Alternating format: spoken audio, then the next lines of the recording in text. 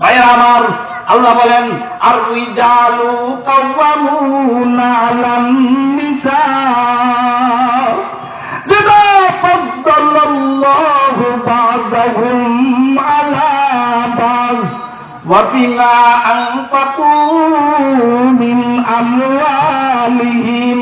ও জগতের মহিলা, তোমার স্বামী তোমার তুলনায় তোমার স্বামী হইল নেতা, কারণ তিনটা কারণ। একটা হইল তোমার তুলনায় তোমার স্বামীর গুণ হইল বেশি, তোমার তুলনায় তোমার স্বামীকে শক্তি দিয়েছি বেশি, বুদ্ধি দিয়েছি বেশি, ধর্মীয় ডিউটি দিয়েছি বেশি। ও জগতের মহিলারা, আরেকটা কথা শুনারা করে, আরেকটা কথা হইল ওয়া বিমা আনফাকু মিন আমওয়ালিহিম। যেদিন থেকে তোমাকে তোমার স্বামী বিয়ে করেছেন, ওই দিন থেকেই তোমার মহরানা সহ, তোমার পায়ের জুতা সহ, তোমার কাপড়ের পরিধানের সমস্ত কাপড়াদি সহ, তোমার থাকার জায়গা, তোমার খাওয়ার জায়গা, এরকম ভাবে তোমার যাবতীয় ব্যবহার বহন করার দায়িত্ব তোমার স্বামী নিয়েছেন। সুতরাং যিনি তোমার সমস্ত দায়িত্ব নিয়েছেন, দায়িত্ব নিয়েছেন যিনি, নেতাগিরিও তার হাতেই থাকবে। সুবহানাল্লাহ। তাহলে বুঝা গেল, এখানে আমরা কয়েকটা কথা পাইলাম। একটা কথা হইল স্বামী আর স্ত্রী দুইজন মিলে দাম্পত্য জীবন, দুইজনের মধ্য থেকে কাকে নেতা বানাইবেন, অর্থাৎ স্বামীর দলকে নেতা বানাইতে হবে। এখন স্বামীর দলকে কেন নেতা বানাইব, কোরআনের যুক্তিক ব্যাখ্যা হইল ও জগতের মহিলারা, তোমার তুলনায় তোমার স্বামীরে শক্তি দিয়েছে বেশি, বুদ্ধি দিয়েছে বেশি, ধর্মীয় ডিউটি দিয়েছে বেশি। পাশাপাশি যেদিন থেকে তোমার সঙ্গে বিবাহ বন্ধনে আবদ্ধ হয়েছে, তোমার যাবতীয় ব্যয়ভার, তোমার যাবতীয় খরচ বহন করার দায়িত্ব সে নিয়েছেন। এখন ঠিক কিনা ভাই আমার? তাহলে এরপরে কথা আসুন, এরপরে কথা আসুন 2 নম্বর। 1 নম্বর গুণ পাইলাম। 1 নম্বর কি পাইলাম ভাই আমার? পিছনে জায়গা হচ্ছে না, মেহরবানি করে একটু সামনের দিকে অগ্রসর হন। লা ইলাহা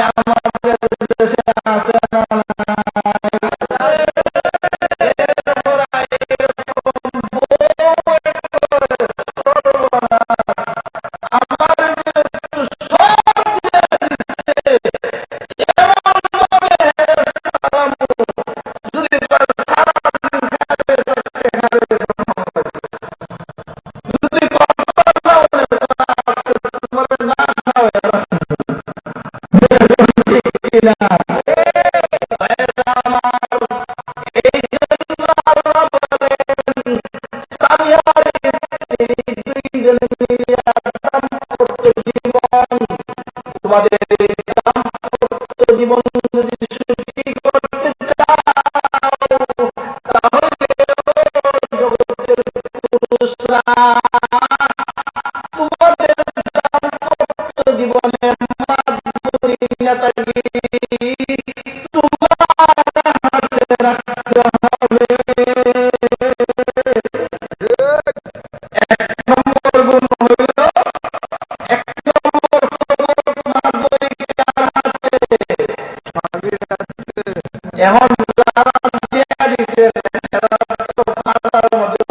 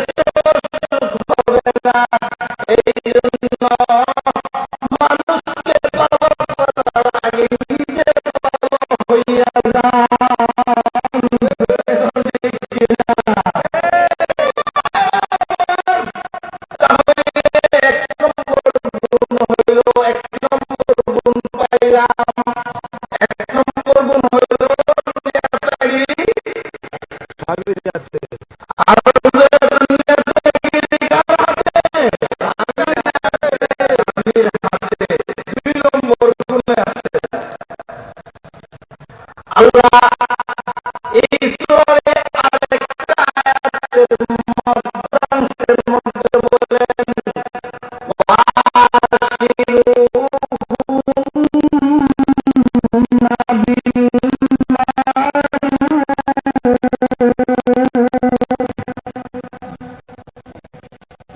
অনেক আবার বলবো হুজুরের যেহেতু দিয়ে গেছে, তাহলে আল্লাহ রাব্বুল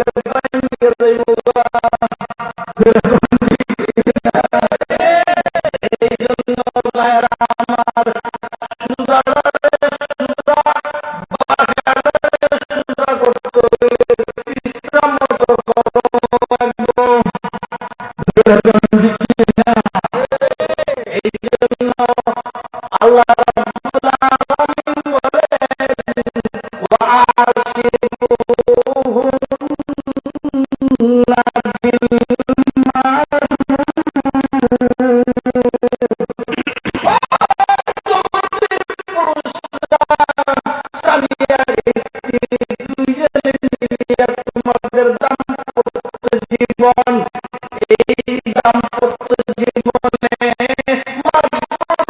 তোমাদের নিজের হাতে রাখতে হবে। এক নম্বর সবক, দুই নম্বর সবক হইল নেতাগিরি ভাইয়া, বেশি নেতাগিরি দেখাইও না, জুলুম কইরো না, বেশি মাস্তানি কইরো না। লইয়া বলে আবার জিজ্ঞেস সঙ্গীতা এরকম আছে না? তফসিরের মধ্যে জামাইয়ের দল তিন প্রকার। জামাইয়ের দল তিন প্রকার। এক প্রকার জামাই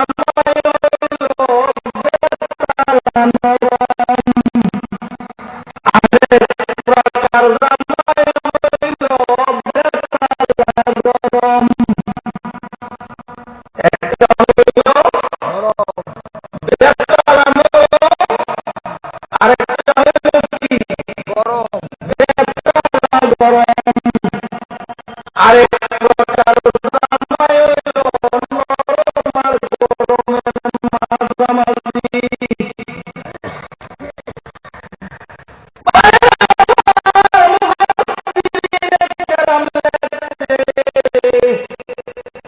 যেই জামাই হইল বেতালা গরম, এই সংসারে কোনদিন শান্তি হবে না।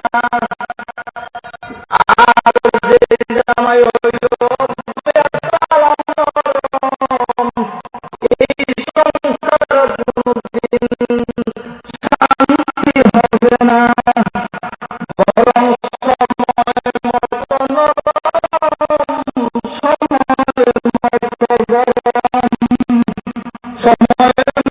মতো গরম, সময় মতো নরম, সময় মতো গরম।